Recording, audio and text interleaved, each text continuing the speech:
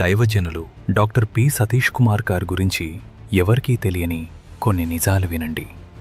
Corona వచ్చినప్పుడు ఆకలితో అలమటించిపోతున్న 60 లక్షల మందికి ఇంటింటికి ఆహారం పంపిన అన్నదాత.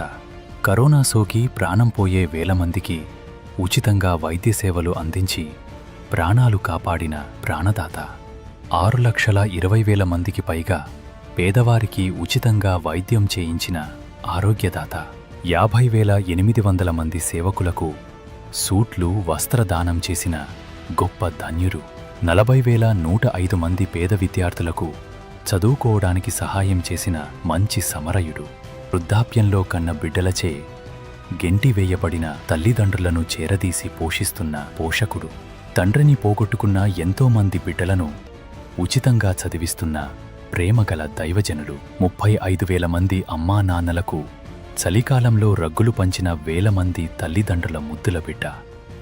ప్రతి నెల సుమారు 2 లక్షల మందికి పైగా అన్నదానం చేస్తూ గత 10 సంవత్సరాల్లో 2,24,00,000 మందికి అన్నం పెట్టిన అన్నదాత. గడిచిన 12 సంవత్సరాలు దైవజనులు డాక్టర్ సతీష్ కుమార్ గారు, వారి కుటుంబం ఒక రేకుల షెడ్డులోనే నివసిస్తూ వచ్చారు అనే విషయం కేవలం కొందరికే తెలుసు. 20 సంవత్సరాలుగా కల్వరి టెంపుల్ కాపరిగా ఉంటూ నేటి వరకు జీతముగాని కానుకగాని తీసుకోకుండా ఎటువంటి ధనాపేక్షకు తావివ్వకుండా నిస్వార్థంగా సేవ చేస్తున్న దైవజనులు డాక్టర్ పి సతీష్ కుమార్ గారు. ఈ దీన దైవజనుణ్ణి దేవుడు మరింతగా దీవించునుగాక. వీరిని గూర్చి నిజాలు తెలియక నిందించే వారిని దేవుడు క్షమించునుగాక.